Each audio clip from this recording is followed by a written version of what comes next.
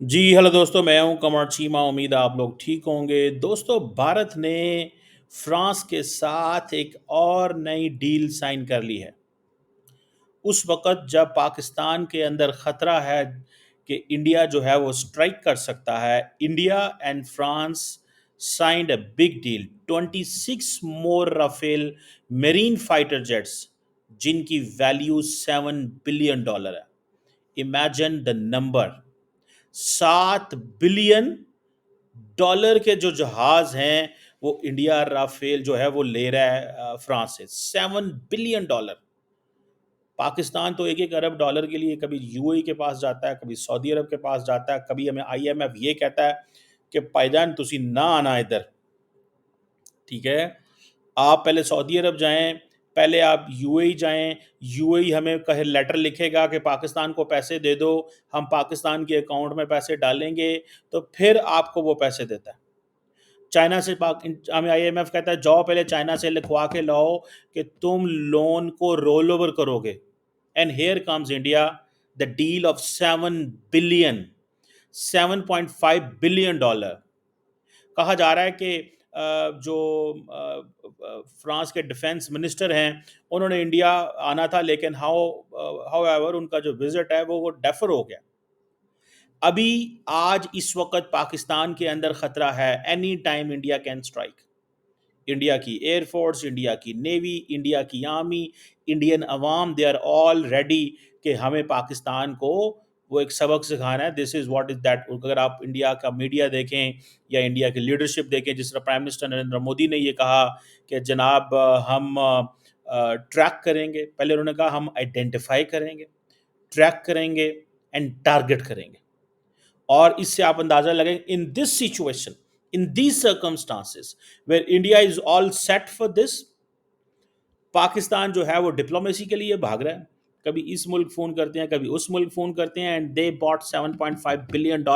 Look at the money in the pocket, look at the money in the Indian pocket में। आप देखें कितना पैसा है, आप सिर्फ इस चीज से अंदाजा लगा लें। सुनने में आ रहा है कि जो बोइंग के कुछ और जहाज़ थे और जो ये राफेल जो है, ये बेसिकली दो कंटेंडर्स थे। ठीक है जी। जिसे वो कहते हैं ना कि फिर लेकिन जनवरी के अंदर 2022 जनवरी के अंदर जो राफेल है उसने ट्रायल्स दिए। इंडियन नेवी की जो शोर बेस्ड टेस्ट फैसिलिटी है वहाँ पे गोवा के अंदर, दो फ्रेंच नेवी के राफेल जो थे उन्होंने प्रूव किया कि उनकी जो कैपेबिलिटी है वो तगड़ी है। और जिसे वो कहते हैं ना उसके ऊपर से जो स्की जंप फैसिलिटी है या जिस जो टेक्निकल चीज़ें होती हैं, ठीक है जी। अ, अब ये चीज़ें 2020 में इंडिया ने अमेरिका से भी बोइंग जो है उसको भी कहा था कि यूएस नेवी को कहा था कि जो स्की जंप कैपेबिलिटी है FA-18 सुपर हॉर्नेट की दिखाई जाए। और ये अमेरिका में इन्होंने, मेरा ख्याल है वो जो पटॉक्सनेट क्या इसे बोलते हैं, मैं बस इस दरिया के ऊपर से गुजरा हूँ, लेकिन I think if I have pronounced it right, मैं इस दरिया में, I think this is somewhere near Washington Maryland के करीब है, यहाँ से मैं कई दफ़ा गुजरा हूँ। तो वो मुझे इसलिए मुझे याद है कि because when I used to, मैं गाड़ी चला के जाता था मैरीलैंड से वाशिंगटन, तो रास्ते में ये जो है ये आता था।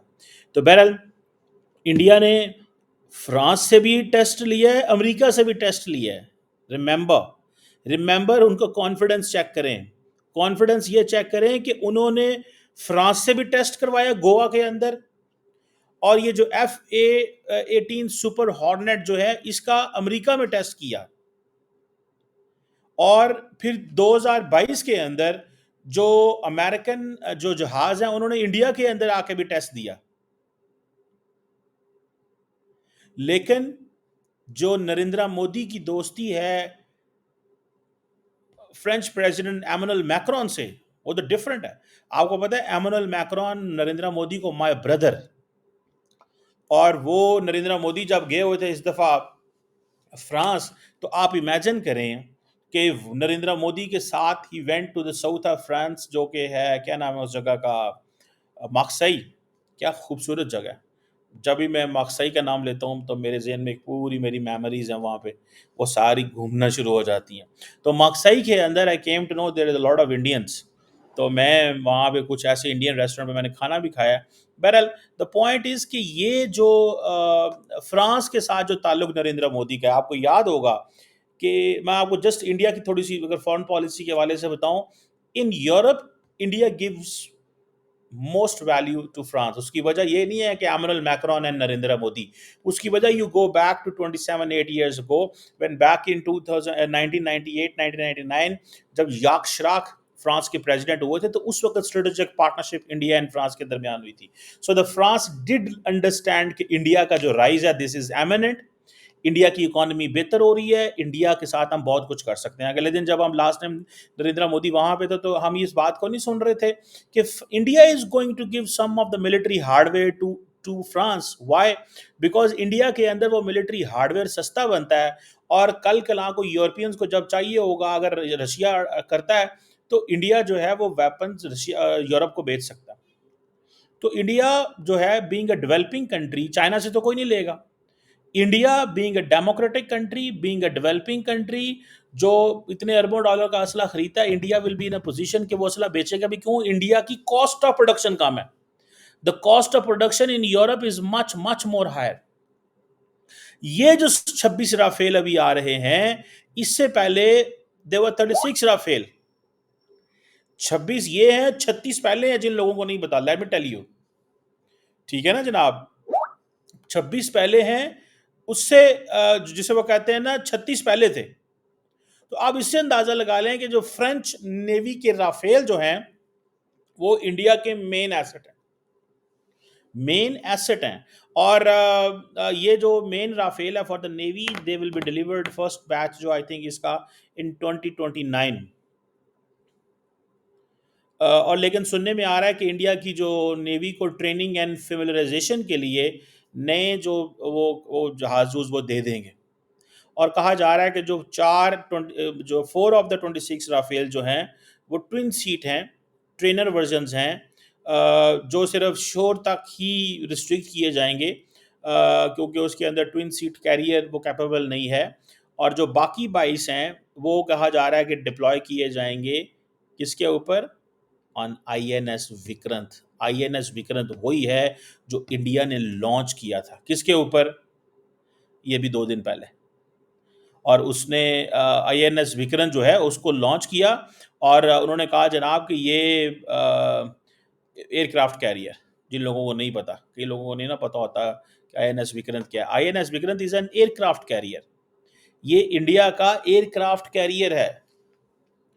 ठीक है जी। सो इंडिया जो है it is going to give that, जो वो विक्रांत को देने जा रहा है, आईएनएस विक्रांत को। और इंडिया की जो इंडिजिनस एयरक्राफ्ट कैरियर है, उसको उन्होंने पहले मॉडिफाई करना पड़ेगा, बिकॉज उसके लिए जो राफेल के लिए, और ये जो उनकी जो ऑलरेडी लिफ्ट लगी हुई हैं उसके ऊपर, दे वर रिक्वायर्ड फॉर मिग 29 के लिए, या जो नेवी के होते हैं एयरक्राफ्ट के लिए।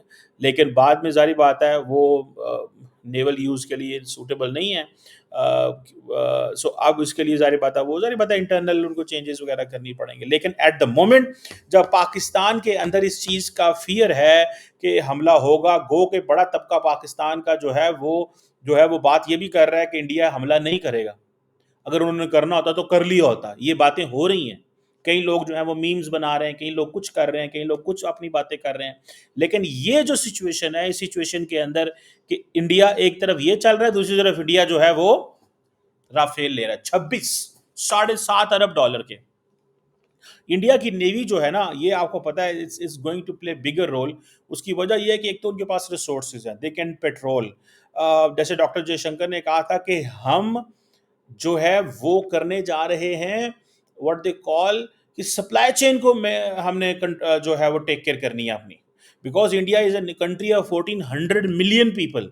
सो इफ 1400 मिलियन पीपल जो हैं वो एक्सपोर्ट एंड इंपोर्ट करते हैं, तो what if somewhere in Indian ocean और स्टेट ऑफ हार्मस और स्टेट ऑफ मलाका और गल्फ ऑफ ईडन और समवेयर एल्स, उनकी कोई सप्लाई चेन को रोकता है, तो दे नीड बिग नेवी। ये नहीं फिर ये कह सकते कि नहीं अमेरिका है तो चाइना हमारी मदद करे, तो दिस हमारी मदद करे, तो दैट हमारी मदद करे।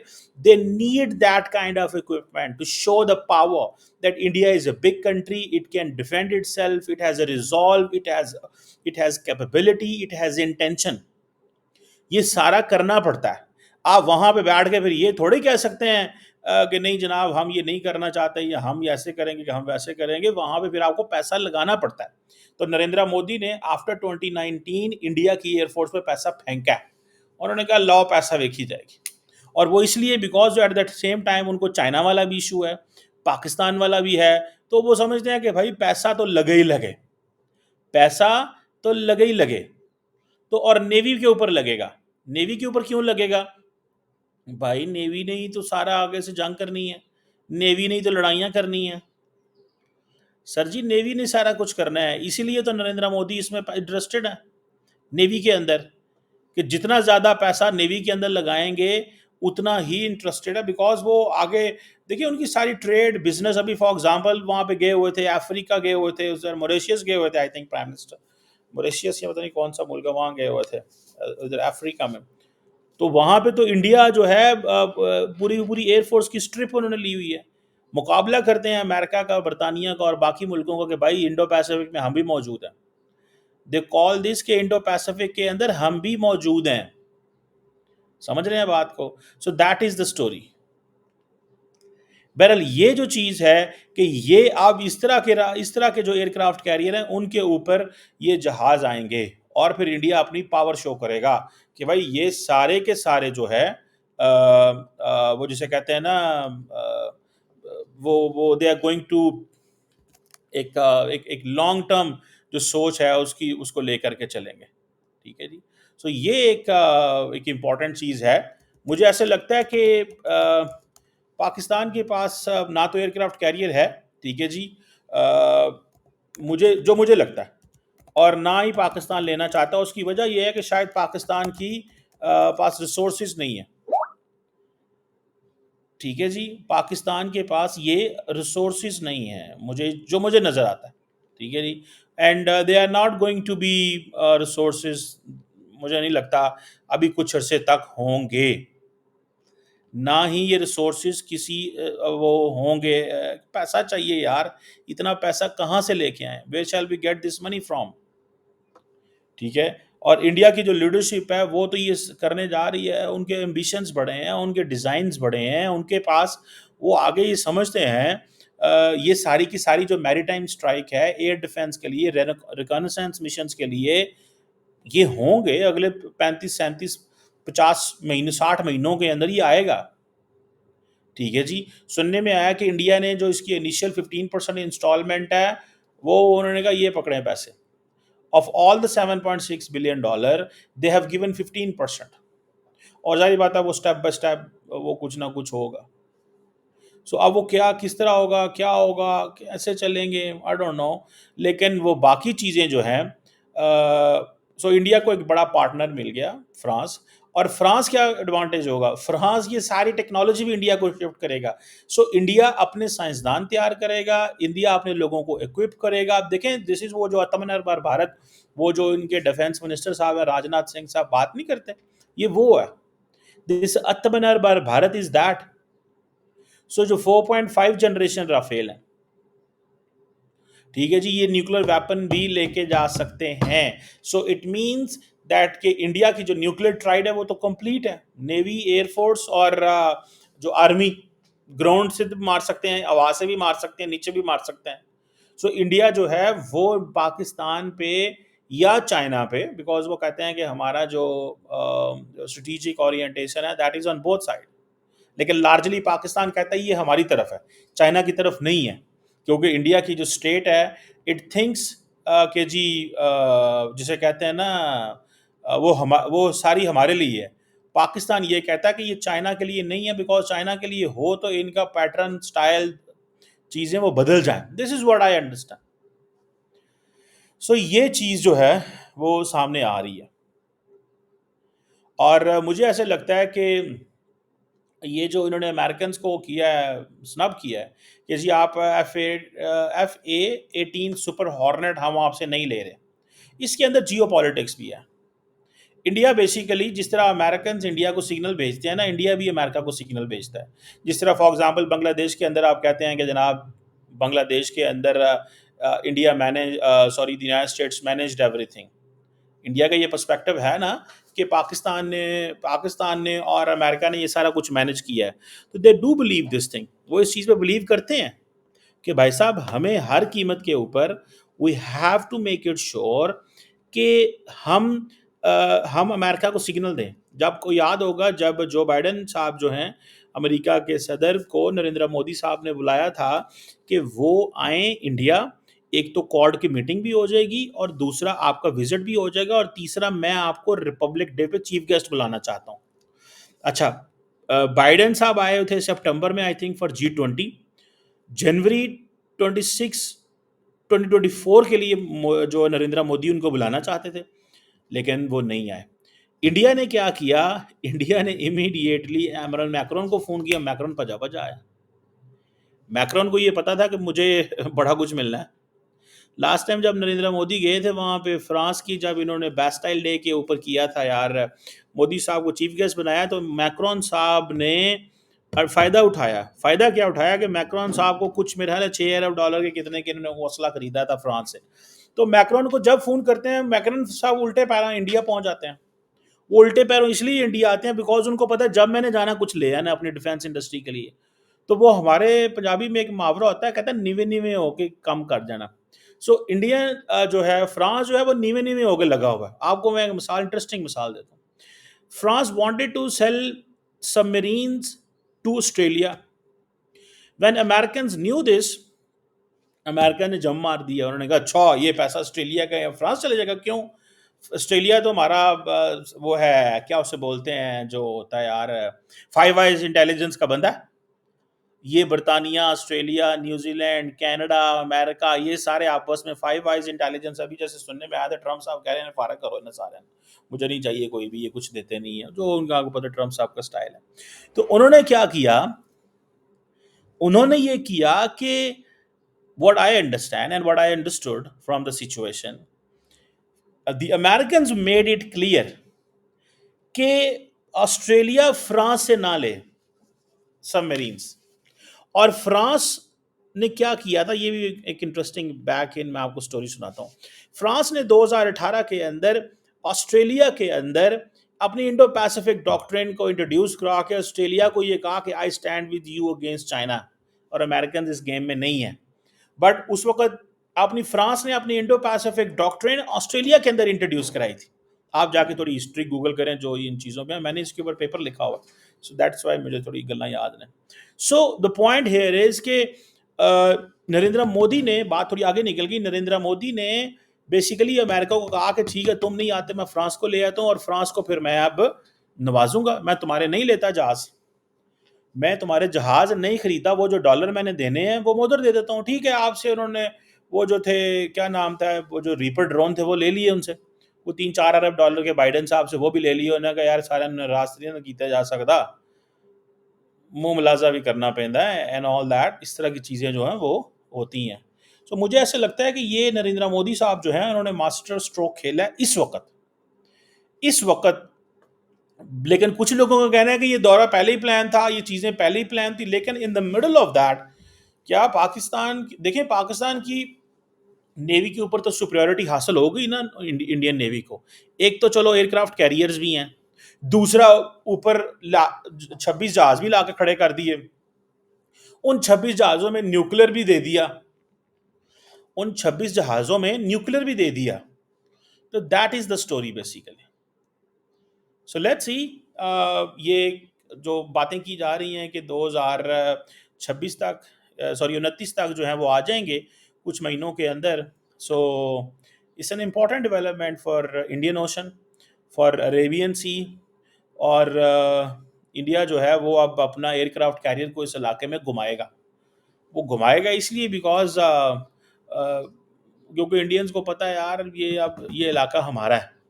हमें यहाँ पे जब इंडिया, आपको याद होगा कि यार ये जो आई wanted to say a point, I wanted to make a point कि इंडिया ये जो आए रोज पायरेट्स पड़ जाते थे, वहाँ पे इंडियन जो है, क्या नाम है उसका, जो नेवी थी, वो वहाँ चली जाती थी। वो जाती पावर प्रोजेक्शन करने थी।